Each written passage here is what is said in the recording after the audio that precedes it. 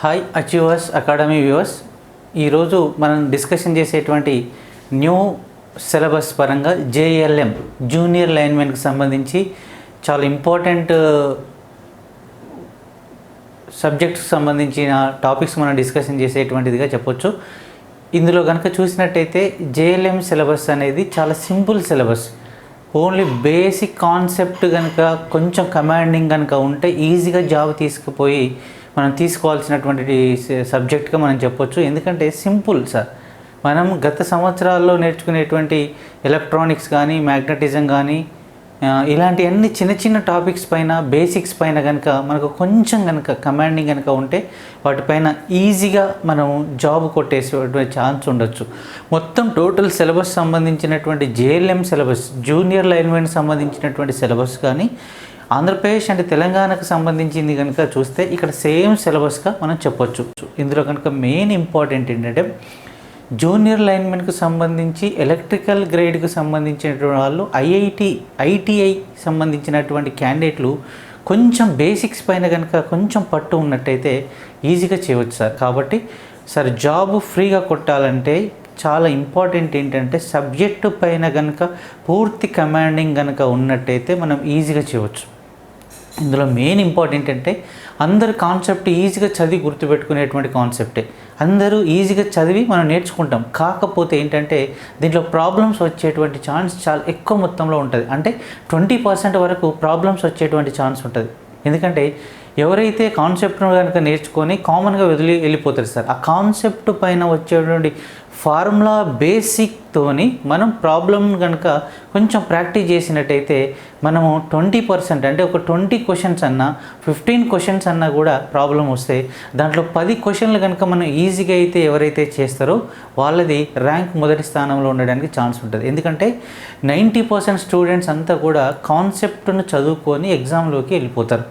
కాకపోతే ప్రాబ్లమ్స్ అనేది ప్రాక్టీస్ ఎవరు చేయరు. ప్రాబ్లమ్స్ కనుక ప్రాక్టీస్ చేసినట్టయితే చాలా స్కోరింగ్ చేసి జాబ్ వచ్చేటువంటి ఛాన్స్ ఉంటుంది. కాబట్టి మైండ్లో ఫిక్స్ చేసుకోండి. ఇక నేను మాట్లాడేది ఏంటంటే ఎప్పుడైతే క్లాస్ విన్న తర్వాత మొత్తం ఆ టాపిక్ను డిస్కషన్ మెథడ్లో చదువుకున్న తర్వాత నెక్స్ట్ మోడల్ పేపర్ చేయాలి. మోడల్ పేపర్ చేస్తేనే దీనిపైన కాన్సెప్ట్ అనేది గుర్తుండడానికి ఛాన్స్ ఉంటుంది. ఎందుకంటే ఇదంతా టెక్నికల్ సబ్జెక్ట్లో సార్ మోడల్ పేపర్స్ అనేది చాలా ఇంపార్టెంట్గా చెప్పొచ్చు. ఎందుకంటే పేపర్ ప్యాటర్న్ అనేది కొత్త సంవత్సరాల నుంచి చూసినప్పుడు కొంచెం చేంజ్ అవుతున్నది.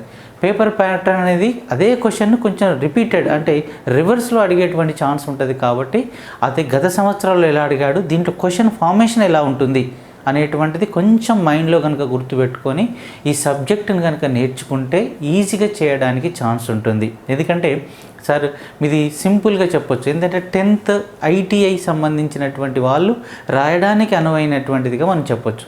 అంటే ఇక్కడ కనుక చూసినట్టయితే జస్ట్ ఇంటర్మీడియట్ స్టాండర్డ్ వరకు అంటే మామూలుగా ఆ కాన్సెప్ట్ బేసిక్స్ కాన్సెప్ట్ పైన ఎవరికైతే ఉంటుందో వాళ్ళు ఈజీగా చేయడానికి ఛాన్స్ ఉంటుంది. మళ్ళీ దీంట్లో నెగిటివ్ స్కోరింగ్ అనేది ఉండదు.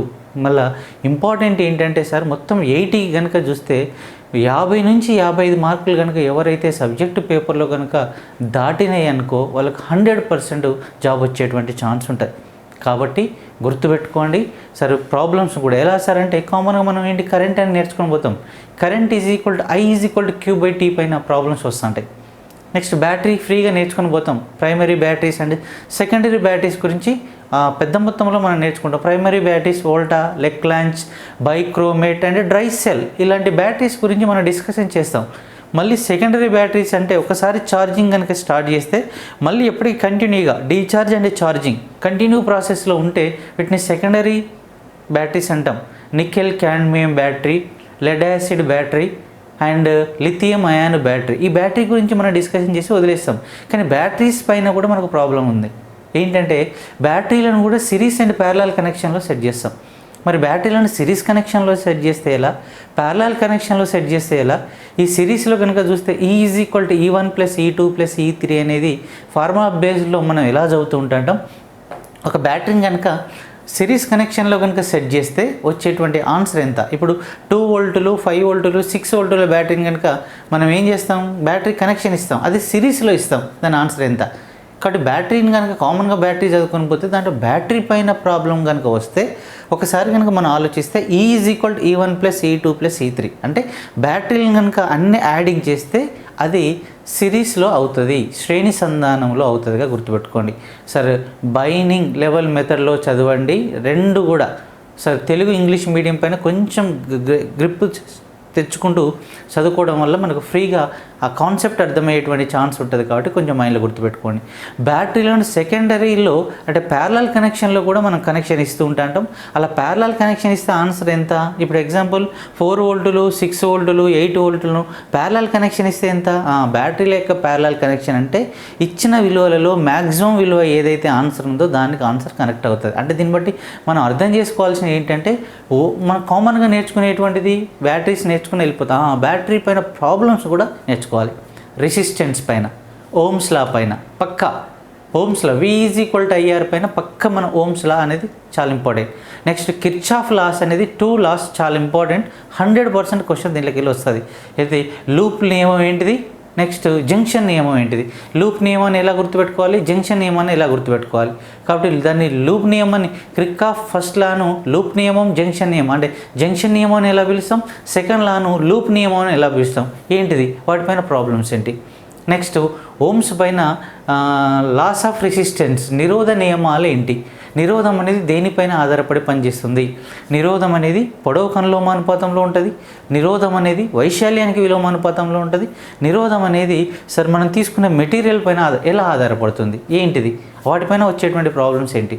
ఈ నిరోధాలను 2 రకాలుగా అనుసంధానం చేస్తాం, సిరీస్ అండ్ ప్యారలల్ ఏంటి అట్లా. కాబట్టి కాన్సెప్ట్ చదివేటప్పుడు మైండ్లో గుర్తుపెట్టుకోండి. ఆ పూర్తి డీటెయిల్స్ అన్నీ చదివి మోడల్ పేపర్ చేసి ఎగ్జామ్లోకి ప్రాబ్లమ్స్ చేసి ఎగ్జామ్లోకి పోవడం వల్ల చాలా మనం స్కోరింగ్ చేసేటువంటి ఛాన్స్ ఉంటుంది.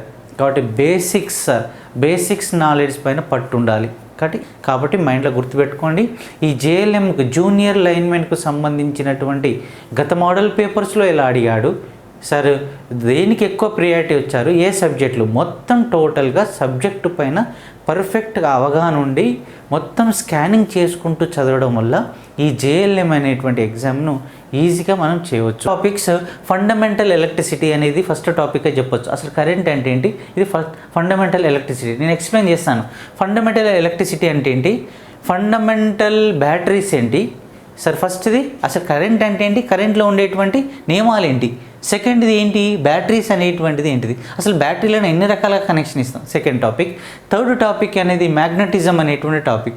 ఎందుకంటే ఎలక్ట్రిసిటీ అన్న మ్యాగ్నెటిజం అన్న సేమ్. సార్ అయస్కాంతానికి మూల కారణం విద్యుత్కి మూల కారణం అయస్కాంతం. కాబట్టి విద్యుత్ అన్న అయస్కాంతం అన్న సేమ్. కాబట్టి మ్యాగ్నెటిజం అనేటువంటి టాపిక్ చాలా ఇంపార్టెంట్. దీంట్లో కూలుంబ్స్ విలోమ వర్గ నియమం అని, ధ్రువసత్వం అని, అయస్కాంత ప్రేరణ అని, అయస్కాంత అభివాహ సాంద్రత అని, అయస్కాంత భ్రామకం అని, డాయా, పారా, ఫెర్రో ఇట్లా మ్యాగ్నెటిజం పైన వచ్చేటువంటి క్వశ్చన్స్ ఏ విధంగా వస్తుంటాయి. ఇది సెకండ్ డిపార్ట్మెంట్కి చెప్తాం.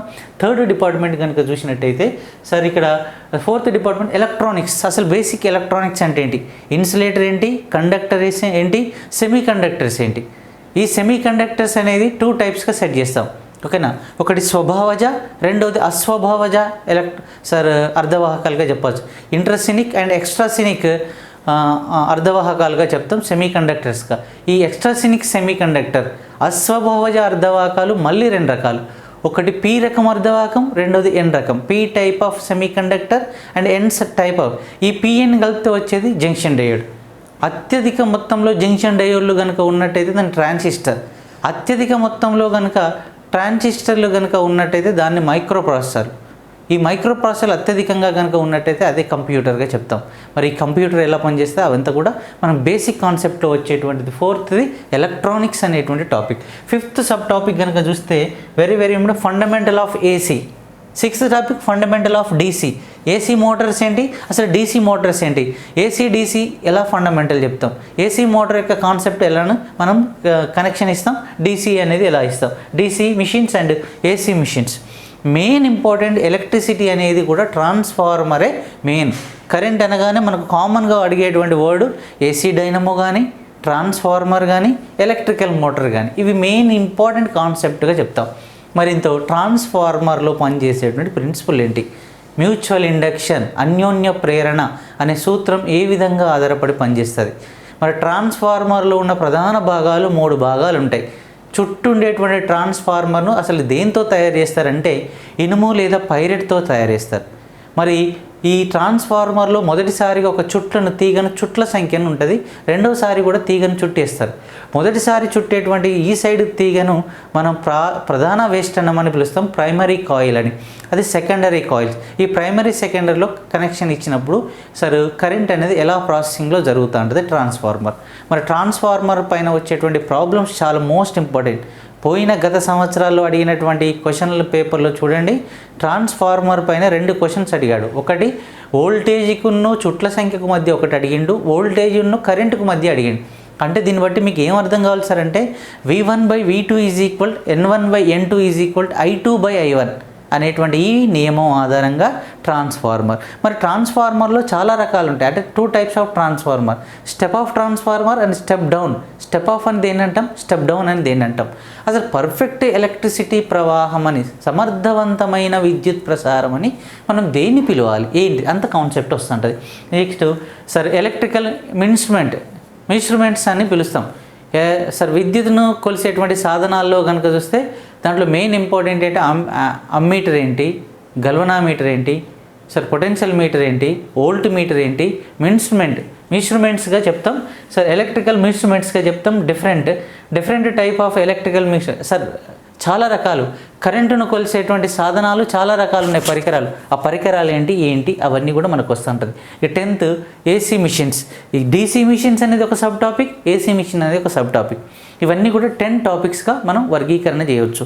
ఈ 10 టాపిక్స్లో ఒక్కొక్క టాపిక్ పైన మనకు డిస్కషన్ కనుక జరిగినట్టయితే, ఒక్కొక్క టాపిక్స్ కనుక మనం డిస్కషన్ కనుక చేస్తే చూడండి సార్, కాన్సెప్ట్ అనేది మెయిన్ ఇంపార్టెంట్.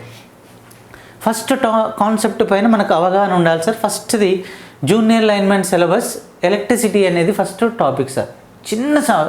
చూడండి, electricity, batteries, electronics, AC machines, DC machines and power generations and last department కనుక వస్తే ఎలక్ట్రానిక్స్. ఇలాంటివన్నీ సింపుల్ సార్. పవర్ జనరేషన్ అనేది కూడా చాలా most important sir. Power generation అనేది చాలా ఎలక్ట్రికల్ పవర్ జనరేషన్ అనేది చాలా ఇంపార్టెంట్ కాబట్టి మైండ్లో గుర్తుపెట్టుకోవాల్సింది సార్. నిజ జీవితంలో ఎనర్జీ రీసోర్స్ అనేది 2 రకాలుగా చెప్తాం. ఒకటి రెన్యూవబుల్ అండ్ నాన్ రెన్యూవబుల్. అంటే మీన్స్ తరిగిపోయే శక్తి వనరులని 2 రకాలు. ఏవైతే శక్తి వనరులు యూజ్ చేసుకుంటామో అయిపోయినా కూడా వాటిని మనం ఏం చేయొచ్చు, కొన్ని మళ్ళీ పునరుత్పత్తి చేయవచ్చు. ఇలాంటి వాటిని తరగని శక్తి వనరులుగా భావిస్తాం.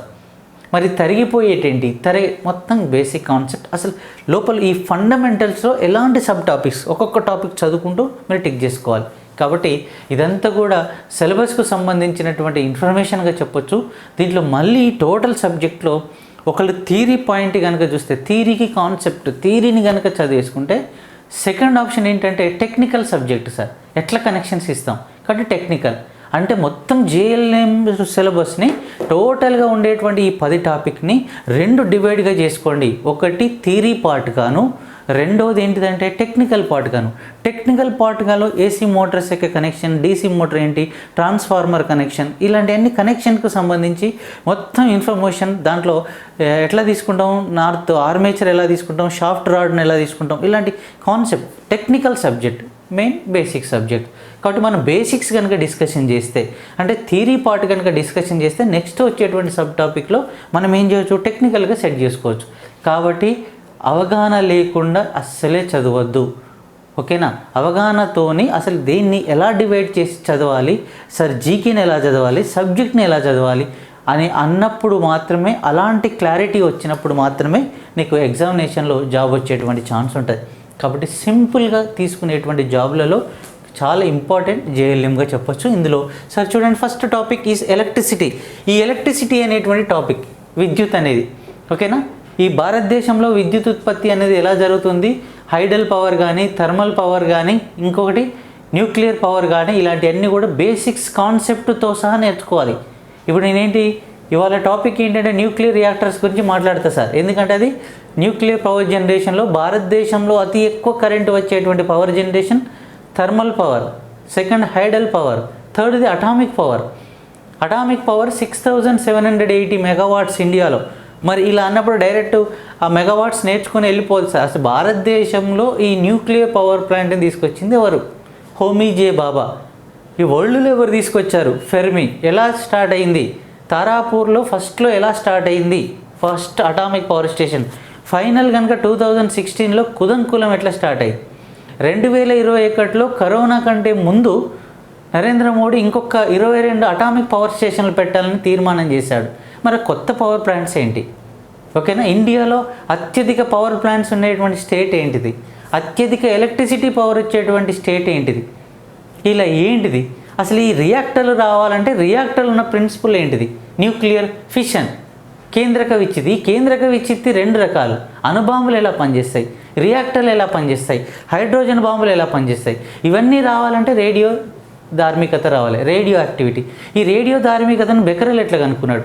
మేడం క్యూరీ అనేటువంటి సైంటిస్టు, ఫెడరిక్ జోలియట్ అనే సైంటిస్టు ఎలా వచ్చేసింది?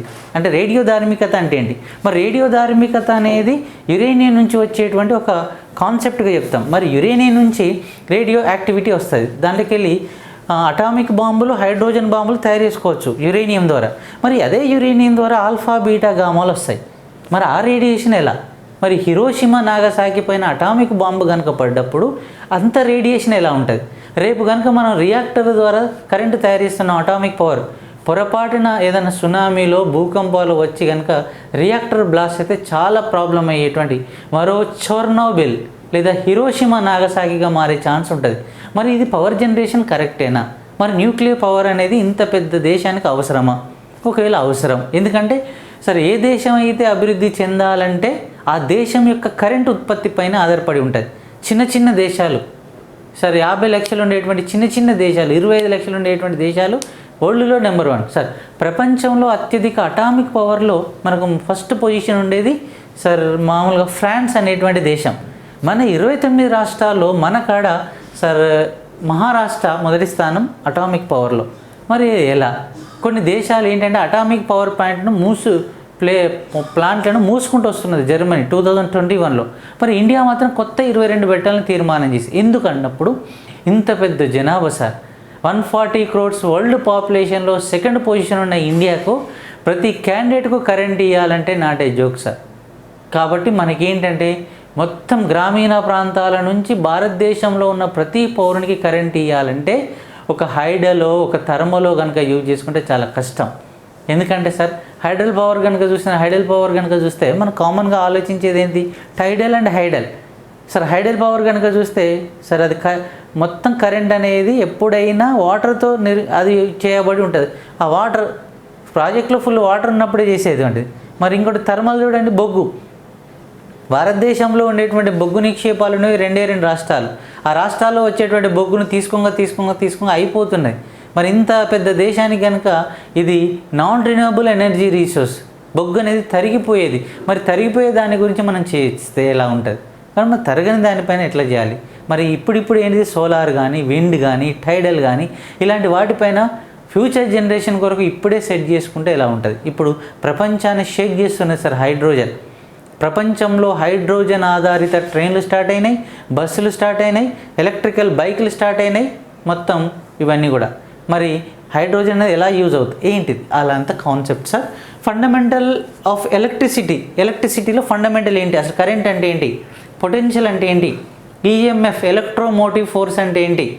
ఓకేనా. Fundamental of electricity. నెక్స్ట్ ప్రాథమిక ఘటం అని దేన్ని పిలుస్తాం? సెకండరీ ఘటం, primary and secondary battery.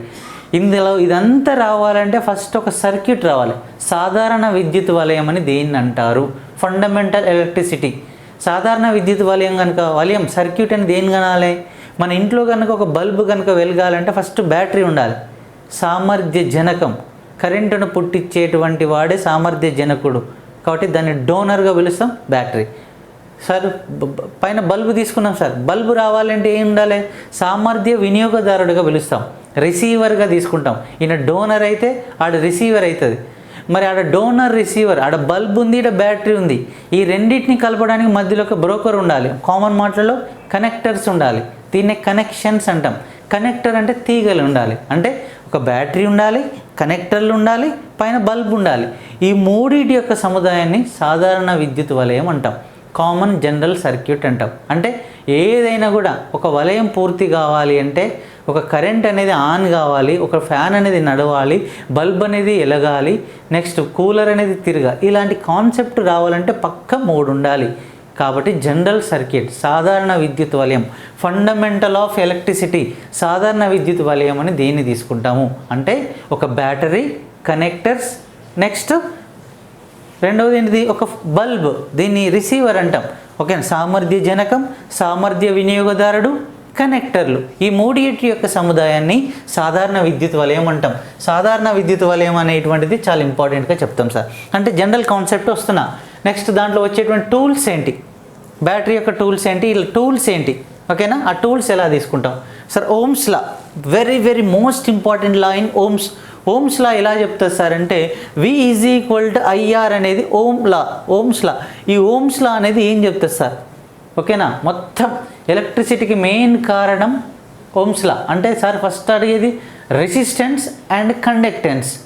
Free of electrons is a conductance, opposite of free of electrons is a resistance. అంటే స్వేచ్ఛ ఎలక్ట్రాన్ల ప్రవాహాన్ని వాహకత్వం అంటే స్వేచ్ఛ ఎలక్ట్రాన్ల ప్రవాహాన్ని ఆపేటువంటి ధర్మాన్ని, ఒక వలయంలో స్వేచ్ఛ ఎలక్ట్రాన్ల ప్రవాహాన్ని వ్యతిరేకించేటువంటి స్వభావాన్ని విద్యుత్ నిరోధం అంటాం.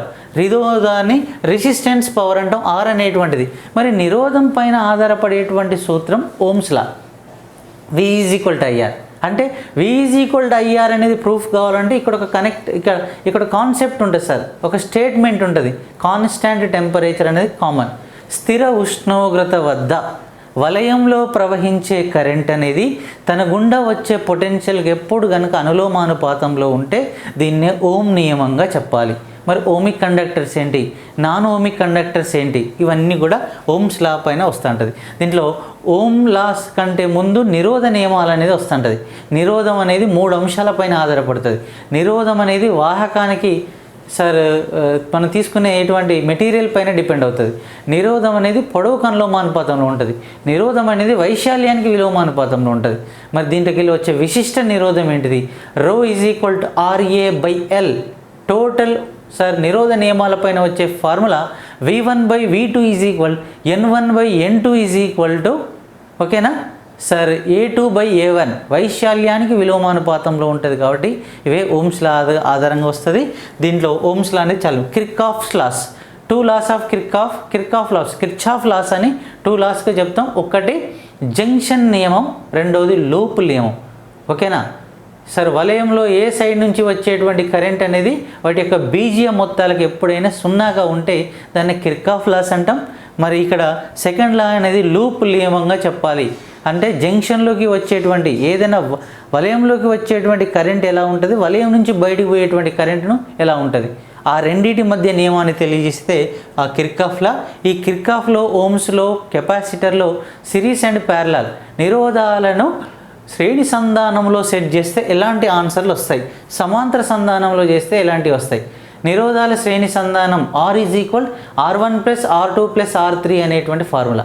మరి నిరోధాల సమాంతర సంధానం R = R1 × R2/R1 + R2 అనేటువంటి ఫార్ములా.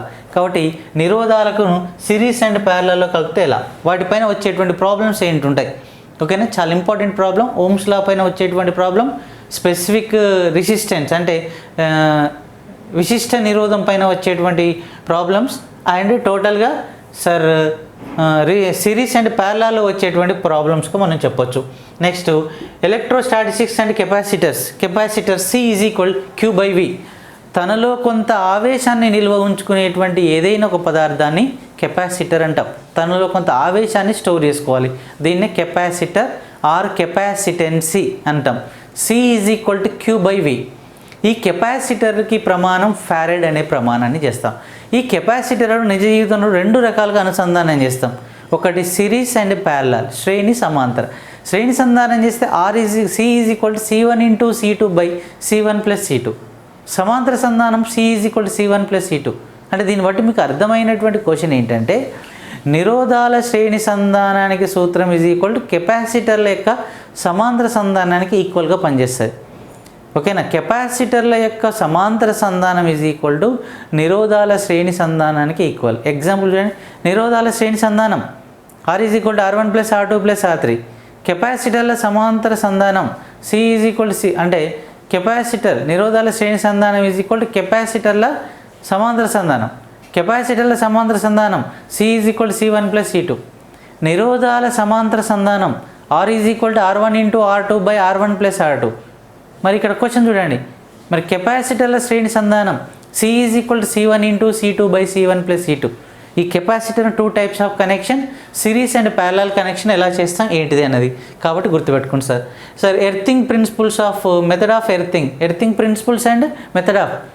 ఏదైనా ఒక నిజ జీవితంలో ఒక పెద్ద బిల్డింగ్ కనుక కట్టినప్పుడు ఎర్తింగ్ అనేది చాలా మోస్ట్ ఇంపార్టెంట్ సార్. ఆ ఎర్తింగ్ ఇచ్చినప్పుడు భూమి లోపల ఇచ్చేటువంటి ఎర్తింగ్ పౌడరు సార్, కోల్ కానీ ఎలా ఆ కనెక్షన్ అనేది ఎలా ఇస్తాం సార్. ఎందుకంటే ₹1,00,000 స్టెబిలైజర్ ఇంటికి పెట్టుకునేటువంటి బదులు 500 రూపీస్తో మనం ఇంటికి ఎర్తింగ్ పెట్టుకోవడం వల్ల పెద్ద పెద్ద విద్యుత్ ప్రవాహాల నుంచి ఇంటిని కాపాడడానికి ఉపయోగించే మెయిన్ మెథడ్లో ఎర్తింగ్ అనేది చాలా మోస్ట్ ఇంపార్టెంట్గా చెప్తాం. ఎందుకంటే అత్యధికమైనటువంటి వోల్టేజ్ వచ్చేటువంటి దాన్ని అది రిసీవింగ్ చేసుకొని అది భూమిలోకి ట్రాన్స్ఫర్ చేసేటువంటి వ్యవస్థ ఎర్తింగ్గా తీస్తాం. కాబట్టి మరి ఆ ఎర్తింగ్కి మనం ఎలా సాల్ట్ కానీ, నెక్స్ట్ ఏంటిది అంటే కోల్ కానీ, నెక్స్ట్ ఎర్తింగ్ పౌడర్ కానీ ఎలా యూజ్ చేసి దాని కనెక్షన్ ఎలా ఇస్తా అంటాం. ఇవంతా ఫండమెంటల్ ఆఫ్ ఎలక్ట్రిసిటీ అనేది చాలా ఇంపార్టెంట్గా చెప్పొచ్చు. సెకండ్ డిపార్ట్మెంట్కి వస్తే బ్యాటరీస్. బ్యాటరీస్ అంటే ఏంటి? కెమికల్ ఎనర్జీని, రసాయన శక్తిని విద్యుత్ శక్తిగా మార్చేటువంటి పరికరం పేరే బ్యాటరీ అంటాం. రసాయన శక్తి అంటే ఏదైనా ఒక బ్యాటరీలో కనుక కెమికల్స్ని కనుక పోసినప్పుడు ఏమవుతుంది, అది రసాయన చర్య జరిగి విద్యుత్గా మారుతుంది. కాబట్టి చాలా ఉన్నాయి సార్. రసాయన శక్తిని విద్యుత్ శక్తిగా మార్చేటువంటి పరికరం పేరే బ్యాటరీ. విద్యుత్ శక్తిని యాంత్రిక శక్తిగా మార్చేటువంటి పరికరం పేరే ఎలక్ట్రికల్ మోటార్. యాంత్రిక శక్తిని విద్యుత్ శక్తిగా మార్చేటువంటి పరికరం పేరే ఏసీ డైనమో. సార్ కేంద్రక శక్తిని విద్యుత్ శక్తిగా మార్చేటువంటి పరికరం పేరే ఆన్సర్ రియాక్టర్. ఇలాంటి అన్నీ కూడా మనకు ఎగ్జామినేషన్ పాయింట్ ఆఫ్ వ్యూలో చాలా ఇంపార్టెంట్. కాబట్టి ఈ బ్యాటరీస్ని ఎలా తయారు చేస్తారు, ఈ బ్యాటరీస్ను ప్రైమరీ అండ్ సెకండరీగా ఎలా సెట్ చేస్తాం. ప్రైమరీ బ్యాటరీస్ అంటే ఏంటి? ఒకసారి కనుక బ్యాటరీని కనుక యూజ్ చేస్తే మళ్ళీ సెకండ్ టైం కనుక యూజ్ చేయకుండా ఉంటే ఇలాంటివన్నీ ప్రైమరీ బ్యాటరీస్ అంటాం. ఎగ్జాంపుల్, మన రిమోట్లో ఉన్న బ్యాటరీ ఒకసారి కనుక దాంట్లో ఛార్జ్ అయిపోయింది అనుకుని తీసి బయటపడేస్తాం.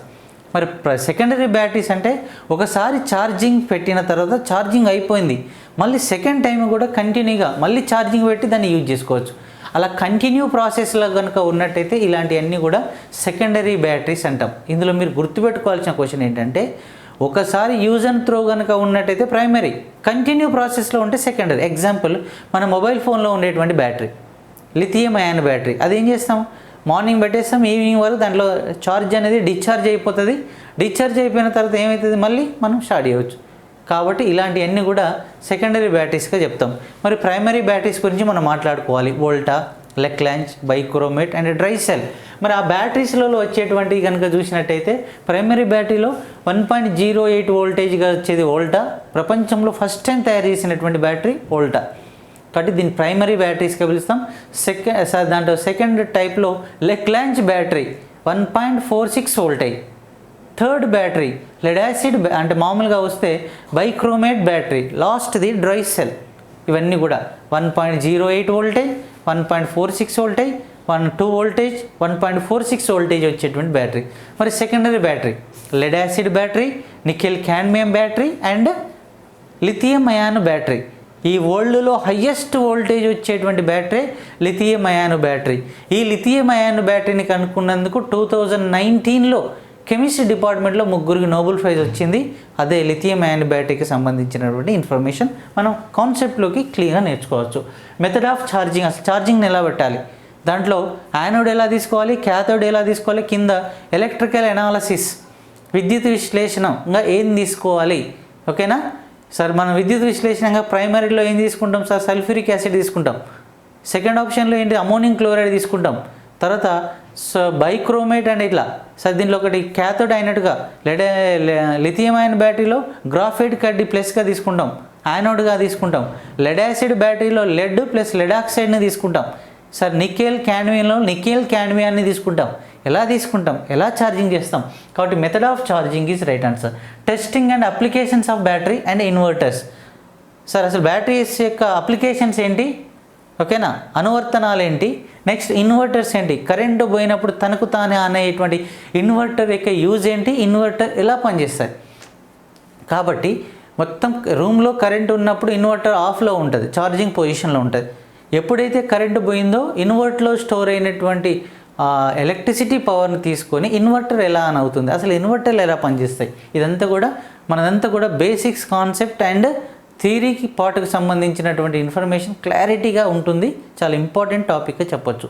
నెక్స్ట్ మనం ఏం మాట్లాడుకుంటాం సార్ అంటే దాని లాస్ట్ డిపార్ట్మెంట్లో అన్ని ఎక్స్ప్లెనేషన్ చేసిన తర్వాత ప్రతి పాయింట్లో వచ్చేటువంటి టెక్నికల్ డిపార్ట్మెంట్ని సెట్ చేసుకుంటే ఈజీగా గ్యాదరింగ్ చేయవచ్చు, ఫ్రీగా మోడల్ పేపర్ చేసుకోవచ్చు. Next magnetism. మ్యాగ్నెటిజం అనేటువంటి దానిపైన సెట్ ఎలా వస్తుంది, అసలు మ్యాగ్నెటిజం అయస్కాంతత్వం అంటే ఏంటి, ప్రపంచంలో మొట్టమొదటి మ్యాగ్నెటిక్స్ పైన రీసెర్చ్ చేసినటువంటి సైంటిస్టు మామూలుగా విలియం గిల్బర్ట్ అయితే ఆయన రీసెర్చ్ చేస్తే పర్ఫెక్ట్ మ్యాగ్నెటిక్స్ అనేటువంటి ఇన్ఫర్మేషన్ ఇచ్చిన ఫస్ట్ సైంటిస్ట్ వెబర్ అనేటువంటి సైంటిస్ట్. ఆ వెబర్ యొక్క థీరం ఏంటి, ఈవింగ్ థీరం ఏంటి, కూలుంబ్ అండ్ క్యూరీ థీరం ఏంటిది, డొమైన్ థీరం ఏంటిది. మ్యాగ్నెటిక్స్లో చాలా ఇంపార్టెంట్ ఏంటంటే 119 elements total number of elements, కానీ పేర్లు పెట్టిన మాత్రం 112 ఎలిమెంట్స్. అంటే రీసెంట్గా 2019లో 3 మూలకాలకు పేరు పెట్టారు.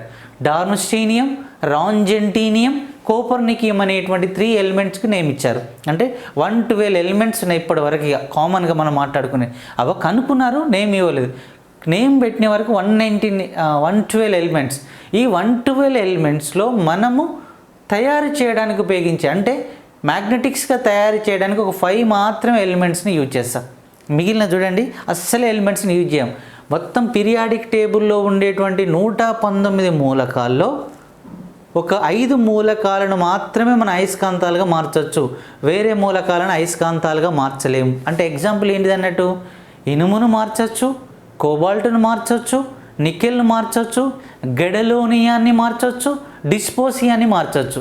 ఓకేనా, ఇనుము ఐరన్, ఇనుము, కోబాల్ట్, నికెల్, గెడలోనియం అండ్ డిస్పోసియం 26, 27, 28, 64, 66 ఈ 5 మూలకాలనే అయస్కాంతాలుగా మార్చవచ్చు. ఎందుకు పర్ఫెక్ట్ అయస్కాంతంగా మార్చాలంటే మామూలు మూలకాల కంటే అదే అయస్కాంతంగా మారుతుందంటే దాంట్లో ఏంది, ఏదో పర్ఫెక్ట్నెస్ ఉన్నది, కానీ సపరేట్ ఎలక్ట్రాన్ విన్యాసం ఉంది. మరి సపరేట్ ప్రత్యేక ఎలక్ట్రాన్ విన్యాసం ఉండడానికి గల కారణం ఏంటిది, అసలు ఎలక్ట్రాన్ విన్యాసం అంటే ఏంటి, వాటిని అయస్కాంతాలుగా తయారు చేయడానికి ఎలాంటి ప్రాసెస్ వాడతాం. మరి అయస్కాంతాల నిజ జీవితంలో 4 రకాల పద్ధతులుగా మనం తయారు చేయవచ్చు. ఒకటి 1 టచ్ మెథడ్, ఏకస్పర్శ పద్ధతి. రెండవది 2 టచ్ మెథడ్, ద్విస్పర్శ పద్ధతి. మూడవది ఎలక్ట్రికల్ మెథడ్, విద్యుత్ పద్ధతి. నాలుగవది విద్యుదయస్కాంత పద్ధతి. ఎలా, అక్షీయ రేఖ అంటే ఏంటి, మధ్యలంబ రేఖ అంటే ఏంటి, కూలుంబ్ విలోమ వర్గ నియమానికి సూత్రం 3 సార్లు అడిగింది. F = μ0/4πm1m2/r². అయస్కాంత విలోమ వర్గ నియమానికి సూత్రం ఏంటి, లా ఆఫ్ మ్యాగ్నెటిజాన్ని ఎలా మనం డిస్కషన్ చేస్తాం. సరే, డయా, పారా, ఫెర్రో మ్యాగ్నెటిక్స్ను మైకెల్ ఫారడే అనేటువంటి సైంటిస్ట్ ఎలా రీసెర్చ్ చేశాడు. మరి డయా అయస్కాంత పదార్థాలకి ఎగ్జాంపుల్ ఏంటి, పారాకి ఎగ్జాంపుల్, ఫెర్రోకి ఎగ్జాంపుల్. డయా అయస్కాంత పదార్థాల సాపేక్ష ప్రవేశశీలత, ఓకేనా, రిలేటివిటీ ఫెర్మిటివిటీ అనేది ఎంత ఉంటుంది. సరే, మొత్తం డయా, పారా, ఫెర్రో అయస్కాంత పదార్థాల యొక్క ససెప్టిబిలిటీ వాల్యూస్ ఎలా ఉంటాయి, మరి అవన్నీ కూడా మనం మార్చేసుకోవాలి. ఎలక్ట్రోమాగ్నెటిక్ ఇండక్షన్, అయస్కాంత ప్రేరణ చాలా మోస్ట్ ఇంపార్టెంట్ సార్. ఎందుకంటే అయస్కాంత ప్రేరణ అనే నియమం ఆధారంగానే మొత్తం ఏసీ డైనమో, ట్రాన్స్ఫార్మర్, ఎలక్ట్రికల్. ఎందుకంటే సార్ అయస్కాంత ప్రేరణ అనేది అన్నిటికీ main important. Fleming left hand rule కానీ, ఫ్లెమింగ్ రైట్ హ్యాండ్ రూల్ కానీ, ఇలాంటివన్నీ కూడా. కాబట్టి ఇప్పటికి 2 సార్లు అడిగిన question, unit of magnetic induction, అయస్కాంత ప్రేరణకు ప్రమాణాన్ని గుర్తించండి. Option A newton per ampere metre, option B weber per metre square, option C tesla అనేటువంటి యూనిట్, ఆప్షన్ డి పైవన్నీ. ఆన్సర్ ఈజ్ పైవన్నీ. కాబట్టి ఎలా ఏంటి మ్యాగ్నెటిక్స్ అంటే చూడండి, సార్ ఫండమెంటల్ ఆఫ్ ఎలక్ట్రిసిటీ ఒక టాపిక్, సెకండ్ టాపిక్ బ్యాటరీస్ అనే టాపిక్, థర్డ్ది మ్యాగ్నెటిజం, ఫోర్త్ది ఎలక్ట్రానిక్స్, ఇట్లా ఫిఫ్త్ది కనుక ఇట్లా మనం పవర్ డిస్ట్రిబ్యూషన్, తర్వాత సిక్స్త్ది AC machines and DC machines. చూడండి ప్రతి కాన్సెప్ట్ వైజ్గా వస్తున్నది కాబట్టి అది. ఇక ఎలక్ట్రానిక్స్, అసలు బేసిక్ ఎలక్ట్రానిక్స్ అంటే ఏంటి, దీంట్లో సార్ 3 రకాలుగా నిజ జీవితాన్ని విద్యుత్ యొక్క ప్రసారాన్ని బట్టి నిజ జీవితంలో పదార్థాలు 3 రకాలు సార్. ఏంటిది అంటే ఘన పదార్థాలు, ద్రవ పదార్థాలు, వాయు పదార్థాలు. కానీ ఇక్కడ మనం మాట్లాడుకునేది ఏంటంటే విద్యుత్ పరంగా పదార్థాలు 3 రకాలు. ఏదైనా ఒక తీగ ద్వారా కరెంటును పంపిస్తానంటే కరెంటు పోయేటువంటి ఉద్దేశంగా పదార్థాలు 3 రకాలుగా చెప్తాం. Substance are 3 types in electricity power ఆధారంగా. విద్యుత్ పరంగా పదార్థాలు, ఒకటి విద్యుత్ బంధకాలు, విద్యుత్ వాహకాలు, అర్ధవాహకాలు. ఓకేనా, ఇన్సులేటర్, కండక్టర్, సెమీ కండక్టర్. ఓకేనా, మరి బంధకం అంటే ఏంటి, వాహకం అంటే ఏంటి, అర్ధవాహకాలు అంటే ఏంటి. ఎలక్ట్రానిక్స్ అనేటువంటి మొత్తం కాన్సెప్ట్ అర్ధవాహకాల పైన వచ్చేటువంటి క్వశ్చనే. కాబట్టి ఈ అర్ధవాహకాలను ఎలా మనం చెప్పొచ్చు, ఈ అర్ధవాహకాలను తయారు చేయడానికి సృష్టిలో main elements 2 silicon and germanium ఎలా యూజ్ చేయవచ్చు. ఈ అర్ధవాహకాలు అంటే ఏంటి, ఈ అర్ధవాహకాలు మళ్ళీ ఎన్ని రకాలుగా వర్గీకరిస్తాం, 2 రకాలు, స్వభావజ, అస్వభావజ. అసలు స్వభావజ అంటే ఏంటి, స్వచ్ఛమైనటువంటి అర్ధవాహకం ఏంటి. అస్వభావజ స్వచ్ఛమైనటువంటి అర్ధవాహకానికి, పర్ఫెక్ట్ ప్యూరిఫై సెమీకండక్టర్కి ఏదైనా స్వల్ప మొత్తంలో అంటే ఇంట్రాసినిక్ అండ్ ఎక్స్ట్రాసినిక్. ఇంట్రాసినిక్ సెమీకండక్టర్కి స్వల్ప మొత్తంలో డోప్స్ కనుక చేస్తే, డోపింగ్ కనుక చేస్తే అది ఎక్స్ట్రాసినిక్ సెమీకండక్టర్గా మారుతుంది, అస్వభావజ అర్ధవాహకంగా మారుతుంది. అసలు ఈ అస్వభావజ అర్ధవాహకాలు మళ్ళీ 2 రకాలు. ఒకటి P, positive type of semiconductor and negative type of semiconductor. అసలు పాజిటివ్ అంటే ఏంటి, నెగిటివ్ అంటే ఏంటి, అలా సెమీకండక్టర్స్లో ఎలా మనం మాట్లాడుకోవాలి, అవన్నీ కూడా దీంట్లో వస్తూ ఉంటుంది. మరి ఇక్కడ పాజిటివ్ అనే నెగిటివ్ వచ్చిన తర్వాత పిఎన్ కలిపితే వచ్చేది ఒక జంక్షన్. మరి పిఎన్ జంక్షన్ డయోడ్ డాష్లో పనిచేస్తుంది, ఒక ఎలక్ట్రానిక్ స్విచ్లో పనిచేస్తుంది. మరి PN junction diode is electronic switch sir. మరి అధిక మొత్తంలో జంక్షన్ డయోడ్లు కనుక ఉంటే దాన్ని ట్రాన్సిస్టర్ అంటాం. ట్రాన్సిస్టర్ డాష్లో పనిచేస్తుంది, ఒక యాంప్లిఫైర్లో పనిచేస్తుంది. Transistor is a amplifier, junction diode is a electronic switch. కాబట్టి మరి ట్రాన్సిస్టర్ ఈజ్ ఏ యాంప్లిఫైర్, మరి ట్రాన్సిస్టర్ ఈజ్ ఏ ఆసిలేటర్. ఓకేనా, మరి నెక్స్ట్ డిజిటల్ వాచ్లు, డిజిటల్ క్యాలిక్యులేటర్లు అన్నీ జంక్షన్ డయోడ్లు వాడుతూ ఉంటాం. మరి ఇవన్నీ కూడా ఏంటిది, చాలా ఇంపార్టెంట్. రెక్టిఫైర్స్ ఏంటిది అంటే ఇక్కడ గుర్తుపెట్టుకోండి సార్, ఒక రెక్టిఫైర్గా పనిచేసేది ఏంటంటే ఇదే సార్. ఓకేనా, transistor is a rectifier, transistor is a oscillator, junction diode is a మామూలుగా ఎలక్ట్రానిక్ స్విచ్. ఏంటి మరి ఈ రెక్టిఫైర్స్ ఏంటి, వీళ్ళేంటి, పవర్ ఎలిమెంట్స్ ఆఫ్ కాంపోనెంట్స్ ఏంటి, ఎలా యూజ్ చేస్తాం, కరెంట్ ఎలా ప్రాసెస్ అవుతుంది. జంక్షన్ డయోడ్ల ద్వారా అంటే మెయిన్స్ కనుక ఒకసారి చూస్తే సెమీ కండక్టర్ ద్వారా ఎలక్ట్రిసిటీ ప్రయాణం అనేది ఎలక్ట్రాన్స్ అండ్ హోల్స్ ఆధారంగా జరుగుతాయి. మామూలు కరెంటు తీగలో జరిగేటువంటి విద్యుత్ ప్రసారం అనేది ఓన్లీ ఎలక్ట్రాన్స్ ద్వారా జరుగుతుంది. మరి అక్కడ తీగల ద్వారా ఎలక్ట్రాన్స్ ద్వారా కరెంటు ప్రయాణం చేస్తే మరి సెమీ కండక్టర్లో ఎలక్ట్రాన్స్ అండ్ హోల్స్ ద్వారా జరుగుతుంటుంది.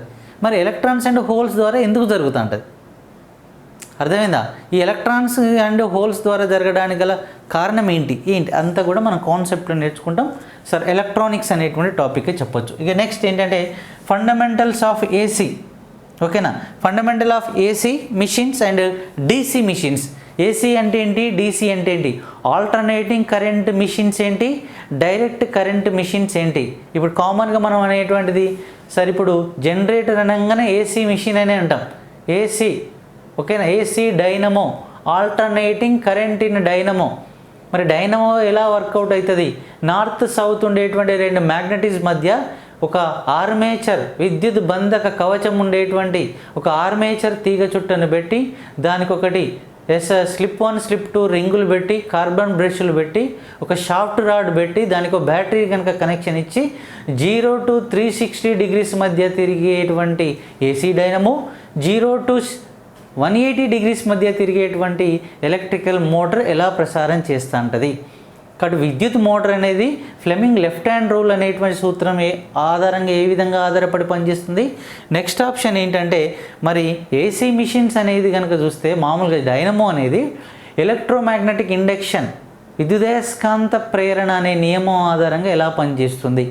మరి విద్యుదయస్కాంత ప్రేరణ అంటే వలయంలో విద్యుత్ ప్రసారం లేకుండా బాహ్య అయస్కాంత క్షేత్రానికి కనుక గురి చేస్తే వలయంలో విద్యుత్తును పుట్టించేటువంటి ప్రక్రియనే విద్యుదయస్కాంత ప్రేరణ అంటాం. ఈ విద్యుదయస్కాంత ప్రేరణ ఎలా పనిచేస్తుంది ఏంటిది? AC machines and DC machines, very very important. Constructions, working principles, AC and DC generators and DC generators యొక్క వైండింగ్ అంత టెక్నికల్ సబ్జెక్ట్లో మనకు వచ్చేస్తుంది.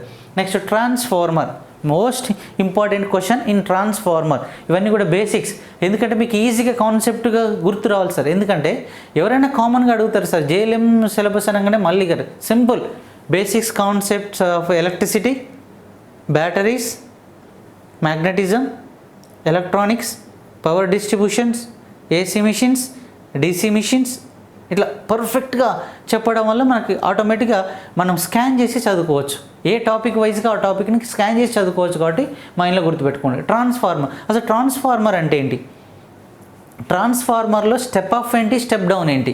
అసలు ట్రాన్స్ఫార్మర్ యొక్క మెయిన్ ఫార్ములా, మెయిన్ సూత్రం ఏంటి? Principle of transformer. ట్రాన్స్ఫార్మర్ ఏ నియమం ఆధారంగా పనిచేస్తుంది? ట్రాన్స్ఫార్మర్ మ్యూచువల్ ఇండక్షన్, అన్యోన్య ప్రేరణ అనే సూత్రం ఆధారంగా పనిచేస్తుంది. ఈ అన్యోన్య ప్రేరణ అంటే ఏంటి? ఓకేనా? రెండు పక్క తీగ చుట్టలు తీసుకున్నప్పుడు ఒక తీగ చుట్ట గుండా కరెంటును పంపిస్తే దాని పక్కనున్న తీగ చుట్టలకి వెళ్ళి ఫలిత ఈఎంఎఫ్ వస్తే దీన్ని అన్యోన్య ప్రేరణ అంటాం, మ్యూచువల్ ఇండక్షన్ అని పిలుస్తాం. మరి స్వయం ప్రేరణ అంటే ఏంటి? ఓకేనా? ఒకే తీగ చుట్టను తీసుకొని అదే తీగ చుట్ట గుండా కరెంటును పంపిస్తే అదే తీగ చుట్టలకి వెళ్ళి ఫలిత ఈఎంఎఫ్ కనుక వస్తే దీన్ని స్వయం ప్రేరణ అంటాం. మరి స్వయం ప్రేరణ, అన్యోన్య ప్రేరణకు రెండింటికి ప్రమాణాలు ఒక్కటే, మర్చిపోదు. మ్యూచువల్ ఇండక్షన్ అండ్ సెల్ఫ్ ఇండక్షన్కి ఎప్పుడు ప్రమాణాలు ఒక్కటేగా చెప్తాం, చాలా ఇంపార్టెంట్గా చెప్పొచ్చు. ఓకేనా సార్? ట్రాన్స్ఫార్మర్ అనేది ఇలా. మరి ట్రాన్స్ఫార్మర్లో 3 ప్రధాన భాగాలు ఉంటాయి. అందులో కనుక చూస్తే చుట్టుండే దిమ్మను ఐరన్ లేదా పైరెట్తో చేస్తాం. ప్రైమరీ అండ్ సెకండరీ, ప్రాథమిక వేష్టనం, గౌణ వేష్టనం అని పిలుస్తాం. టోటల్ ట్రాన్స్ఫార్మర్ కనుక చూస్తే V1/V2 = N1/N2 = I2/I1. ట్రాన్స్ఫార్మర్లో మళ్ళీ 2 రకాలు, step up and step down transformer. ఈ step up and step down అనేటువంటి ట్రాన్స్ఫార్మర్ల ద్వారా ఎలా చేస్తాం? ఈ ట్రాన్స్ఫార్మర్లో ప్రాబ్లమ్స్ ఎలా వస్తాయి? ఎందుకంటే ట్రాన్స్ఫార్మర్లో వచ్చేటువంటి వోల్టేజ్ను ప్లస్ కరెంటుకు మధ్య ఒక ప్రాబ్లం, ట్రాన్స్ఫార్మర్లో వచ్చేటువంటి వోల్టేజ్ అండ్ చుట్ల సంఖ్యకు ప్రాబ్లం. అంటే వోల్టేజ్ చుట్ల సంఖ్య కనుక ఫార్ములా తీసుకుంటే V1/V2 = N1/N2, చుట్ల సంఖ్య వోల్టేజ్కి. అదే కనుక తీస్తే వోల్టేజ్కి ఉన్న కరెంటు కనుక తీసుకుంటే V1/V2 = I2/I1. కాబట్టి కరెంటుకు వ్యతిరేక దిశలో అంటే సార్ విలోమానుపాతంలో ఉంటుంది కాబట్టి అలా మనం మాట్లాడుకోవచ్చు. ఏంటి సార్ అంటే కామన్ అనులోమానుపాతం, విలోమానుపాతంగా మనం చెప్పుకుంటే ఒక కాన్సెప్ట్, ఒక ఎక్స్ అనేటువంటి చలరాశి, ఒక వై అనేటువంటి చలరాశి. ఎక్స్ అనేటువంటి చలరాశి కనుక ఒకసారి మీరు కాన్సెప్ట్ చూడండి, అనులోమానుపాతం అంటాం. V1/V2 = N1/N2 అనులోమానుపాతం. V1/V2 = I2/I1 విలోమానుపాతం. అంటే చూడండి, ఒక చలరాశి కనుక పెరిగితే రెండో చలరాశి కూడా పెరగాలి. ఒకటి పెరిగినా రెండోది పెరగాలి, ఒకటి తగ్గినా రెండోది తగ్గాలి. అంటే సార్ ఒకటి 2 పెన్నులు కనుక సార్ 2 పెన్ = 20 రూపాయలు అయినప్పుడు ఒక పెన్నుకి ఎంత అన్నప్పుడు 10 రూపాయలు. మరి 4 పెన్నులకి ఎంత అంటే 4 10 40 రూపాయలు. మరి అదే 3 పెన్నులకి ఎంత అంటే 3 5 ఎంత 15, 3 10 30. కాబట్టి 3 పెన్ అంటే ఒకటి పెరిగితే ఒకటి పెరగాలి, రెండోది ఒకటి పెరిగితే ఇంకోటి పెరగాలి, ఒకటి తగ్గిన ఇంకోటి తగ్గాలి. ఇలాంటి దాన్ని అనులోమానుపాతం అంటాం. విలోమానుపాతం ఒక చరరాశి పెరిగితే ఒక చరరాశి తగ్గాలి, ఒకటి పెరిగితే ఇంకొకటి కనుక తగ్గితే దాన్ని విలోమానుపాతం అంటాం. ఎగ్జాంపుల్ కాన్సెప్ట్ కనుక చూడండి. ఎందుకంటే ఒకసారి ఏంటంటే V∝I అంటే ఓమ్స్ లా. అంటే కరెంట్ కనుక ఎంత ఎక్కువ పెరిగితే పొటెన్షియల్ కూడా అంత, వోల్టేజ్ కూడా అంత, పొటెన్షియల్ కూడా అంత ఎక్కువ పెరుగుతుంది అంటున్నాం. 10 రూపాయలు పెడితే మంచి పెన్ను, 100 రూపాయలు పెడితే మంచి పెన్ను, 1000 రూపాయలు పెడితే ఇంకా మంచి పెన్ను వస్తుంది. ₹1,00,00,000 రిలీజ్ చేశారు జర్మనీలో. అంత క్వాలిటీ, అంత కాస్ట్లీ. ఒకటి పెరిగితే ఇంకొకటి పెరుగుతుంది. ఇది ప్రపోర్షనల్గా చెప్తాం. ఇన్వర్స్లీ ప్రపోర్షనల్, ఒకటి పెరిగితే ఇంకొకటి తగ్గాలి, ఇది ఇన్వర్స్లీ ప్రపోర్షనల్. ఎగ్జాంపుల్ కనుక మీరు అబ్జర్వ్ చేయండి, ఒకటి పెరిగితే ఇంకొకటి తగ్గాలి అంటే కాన్సెప్ట్ కనుక సార్ ఇక్కడ నుంచి కనుక మన కాంప్లెక్స్ బస్ స్టాండ్కి వెళ్తే 15 నిమిషాలు పడుతుంది నడుచుకుంటూ, కార్లో పోతే 10 నిమిషాలు పడుతుంది, విమానంలో పోతే 2 నిమిషాలు పడుతుంది, రాకెట్లో పోతే ½ మినిట్ పడుతుంది, కాంతి వేగంతో పోతే మిల్లీ సెకండ్ పడుతుంది. వేగం కనుక పెరగడం వల్ల టైం అనేది అక్కడ తగ్గుతుంది. ఒకటి పెరిగితే ఇంకొకటి తగ్గుతుంది. కాబట్టి ఇది ఇన్వర్స్లీ ప్రపోర్షనల్. ట్రాన్స్ఫార్మర్లో వచ్చేటువంటి వోల్టేజ్ అనేది కరెంటుకు ఇన్వర్స్లీ ప్రపోర్షనల్గా ఉంటుంది. నెంబర్ ఆఫ్ కాయిల్స్, చుట్ల సంఖ్యకు మాత్రం ప్రపోర్షనల్గా ఉంటుంది. ఎలా ఉంటుంది అదంతా కాన్సెప్ట్లో వస్తాం. Transformer. Sir electrical power generation చాలా ఇంపార్టెంట్. పవర్ జనరేషన్ కనుక చూడొచ్చు. సార్ ఇక్కడ మీరు అబ్జర్వ్ చేయవచ్చు, మొత్తం కనుక చూసినట్టయితే 10 డిపార్ట్మెంట్స్ ఉన్నాయి. 10 డిపార్ట్మెంట్స్ అప్రాక్సిమేట్లీ. మనకున్న మార్కులు 80 మార్క్స్. అంటే ఏదైనా ఒక సబ్జెక్ట్ కనుక ఒక టాపిక్ తీసుకొని మనం చదువుతున్నామంటే దాంట్లోకి వెళ్ళి 8 క్వశ్చన్స్ మన కంట్రోల్లో ఉన్నాయనుకోవాలి. కానీ ఒక్కొక్కప్పుడు పెరగవచ్చు, తగ్గొచ్చు. కానీ గత 2 సంవత్సరాల నుంచి పేపర్ కనుక మీరు ఎప్పుడు ప్యాటర్న్ కనుక అబ్జర్వ్ చేస్తే, సార్ ఇదే టాపిక్ లాస్ట్ ఎలక్ట్రికల్ జనరేషన్ అనేటువంటి పవర్ జనరేషన్ పైన అన్ని టాపిక్లు 4, 5, 6 అనేటువంటి క్వశ్చన్స్ పడితే ఈ టాపిక్లు 12, 13 క్వశ్చన్స్ పడ్డాయి. సార్ 6 క్వశ్చన్, అది మినిమం 8 క్వశ్చన్ నుంచి మ్యాక్సిమం 14, 15, 18 క్వశ్చన్స్ పడ్డ టాపిక్ కూడా electrical power generation. Electrical power జనరేషన్లో హైడల్ కానీ థర్మల్ కానీ చూసి గుర్తుపెట్టుకోవచ్చు. Easy, simple.